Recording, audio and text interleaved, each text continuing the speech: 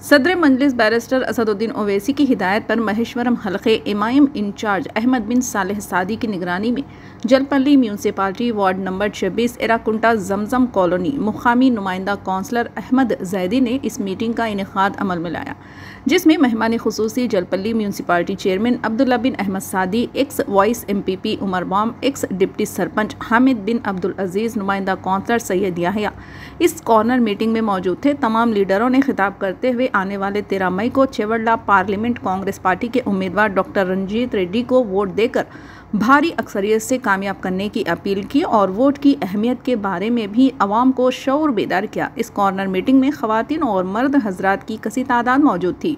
MIM active member Fayaz Khan, MIM leader Syed Alam, Ahmed Zaidi, Faisal Bindu भाई के अलावा दीगर भी मौजूद थे।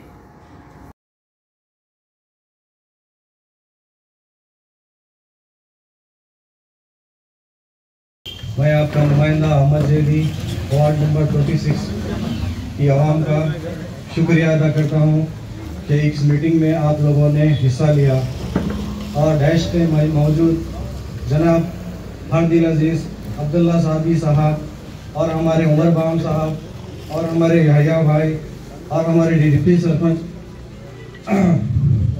हमद अब्दुल अजीज़ साहब, मैं इन सब का शुक्रिया अदा करता हूँ।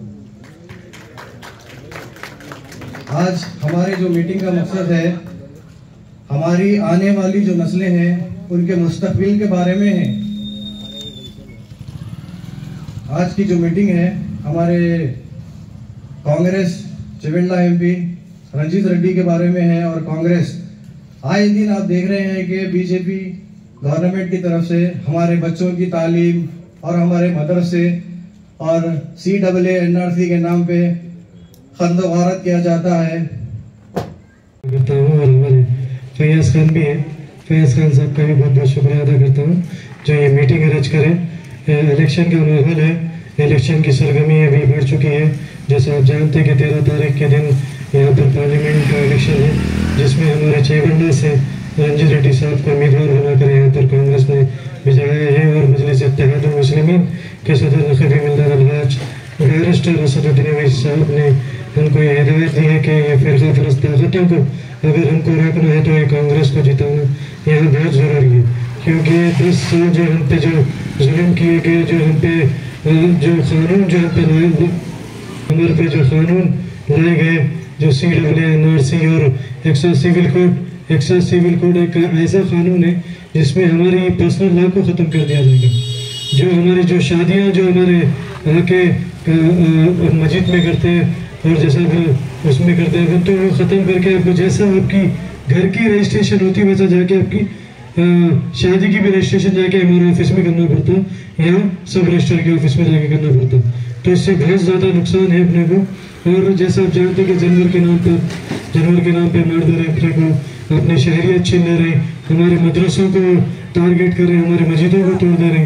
तो बाबरी मस्जिद का भी फैसला कैसा है? देखिए एक तरफा फैसला है, क्या बोलते उनकी आस्था के नाम पर हम फैसला कर दें, हमारी मस्जिद उनकी आस्था कैसे आ गई? तो ये इनकी इतनी जहनीत खराब हो गई है बीजेपी वालों की कि इतनी नफरत पैदा हुई इनमें कि जब हैदराबाद की जो कैंडिडेट जो बीजेपी से है जब कोई यात्रा में निकली तो उन्हें तीर सीधा मस्जिद को मारे। मतलब इतनी नफरत मुसलमानों से। मुसलमान करा क्या? यकीनन मुसलमान इतनी कुर्बानी दिया हिंदुस्तान की आज़ादी के लिए, शायद कोई फर्द कोई आगे नहीं बढ़ा अल्हम्दुलिल्लाह, लेकिन फिर भी आज हमको निशाना बना रहे क्या बोल के नहीं मुसलमान है तुम पाकिस्तान चले जाओ, तुम वहाँ चले जाओ, तुम्हें शहरियत नहीं देते, तुम्हें कोई चीज़ में हक नहीं देते। तो मैं आप लोगों से अदावत एक ही गुजारिश है कि 13 तारीख के दिन ज़्यादा से ज़्यादा पोलिंग होना ज़रूरी है, क्योंकि हमेशा अपने के पोलिंग परसेंटेज बहुत कम रहता। हमेशा से अपने के अभी 82,000 वोटर लिस्ट है अपनी जलपल्ली म्यूनसिपालिटी। 82,000 बोलते मिनिमम मैक्सिमम 45 से 50,000 पोलिंग होना। अगर हिसाब से देखा गया तो 50,000 अगर पकड़ रहे 100% बोले तो 82,000 तो नहीं कर सकते, होती नहीं, होना लेकिन नहीं होती। मिनिमम 50,000 तो भी तो पोलिंग परसेंटेज को 50,000 पार करना, क्योंकि ज़रूरी है।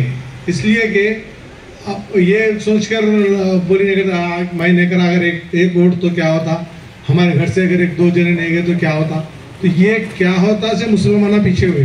क्योंकि देखो तुम गांव में, अगर गांव में जाओ आप, अगर वहां के 400 वोट रही है तो 398 वोट पड़ते। आप देखो कुत्तापेट बस्ती जो पुरानी बस्ती है, वहां पर जितने भी हिंदू लोग हैं, आप जाकर पूरा देखो 99% उनकी पोलिंग पड़ती। वहां पर 600 चिल्लर वोट है, आज भी 645 कुछ वोट है। तो एमएलए इलेक्शन में 627 वोट पड़े। सोचो आप, उन लोग बहुत इत्तेखास से, ऐसा इत्तेखास से करते हैं कि भाई हमारे को डालना जरूरी है, हमारा ए तो अपने को भी जरूरी है अपना ये फर्ज। जो जलपल्ली म्यूनसिपल के चेयरमैन होते हैं, जो यहाँ के डेवलपमेंट कराने में आपके सामने हमेशा पेश रहे हैं, और यहाँ पर साबिका वाइस भी उमर बाम भी है, और यहाँ पर वार्ड नंबर 5 के काउंसलर सैयद याहिया भी है, और यहाँ के मुकामी काउंसलर जो अहमद जैदी साहब है, और मेरे मामा और मेरी बहनों, आपके सामने कहते आ रहे हैं, आपके जहन में ये बात बिठाने के लिए कह रहे हैं कि बीजेपी फासिद ताकतों को, आरएसएस और संघ परिवार को अगर हराना है तो कांग्रेस का साथ देना जरूरी है। हालांकि हम लोग मजलिस इत्तेहादुल मुस्लिमीन के हैं, हमारे सदर उम्मीदवार नहीं ठहर रहा तेलंगाना में, वहां से जो सो जहां भी मजलिस की पार्टी है कांग्रेस का साथ दे, क्योंकि फिरका परस्त ताकतों को हराना है। आए दिन आपके सामने एक एक चीज जालिमों के हथकंडे आपके सामने पेश किए जा रहे हैं। वो एनआरसी के नाम पे, CAA के नाम पे, NPR के नाम पे। एनआरसी जो है सो लोगों को खाली एक वर्ड दिख रहा, लेकिन एनआरसी को अगर जरा गौर से सोचा जाए तो आपको आपकी सिटीजनशिप से महरूम करने के लिए बीजेपी ताकत और आरएसएस संघ परिवार वाले कोशिश कर रहे हैं। ये अपने जहन में रखते हुए हिंदुस्तान की हुकूमत बनाई तो हमारे लिए बेहतर है, क्योंकि हिंदुस्तान की हुकूमत बनाने में सिर्फ और सिर्फ दो ही पार्टियां हैं, जिसमें एक बीजेपी है और एक कांग्रेस है। कांग्रेस सेकुलर पार्टी है, बीजेपी जो है सो फिरका परस्त पार्टी है, वो एक फिरके के लिए ही काम करती है कि हम अपने वोट के जरिए एक सेकुलर पार्टी को, एक सेकुलर हुकूमत को बनाएं। इस हल्का चवड़ने से, जो जलपल्ली म्यूनसिपलिटी भी हल्का चवड़ने में आता म्यूनसिपालिटी, आपके पास डॉक्टर रंजीत रेड्डी साहब यहाँ से मुकाबला कर रहे हैं, कांग्रेस पार्टी से उम्मीदवार है, वो उनके हक में अपने काम करेंगे तो इंशाल्लाह सेंटर में भी हुकूमत में एक एक MP चुन के आएगा। तो अल्लाह ने चाहा तो आने वाले कुछ दिनों में हुकूमत सेकुलर आएंगी और प्राइम मिनिस्टर भी कांग्रेस का बैठा तो सेकुलर हो जाएगा। तो हम पर जो कानून लगाया गया है, NRC और NPR, CAA, uniform civil code और गाय के गोश्त के नाम पे जो हमको मारा जा रहा है,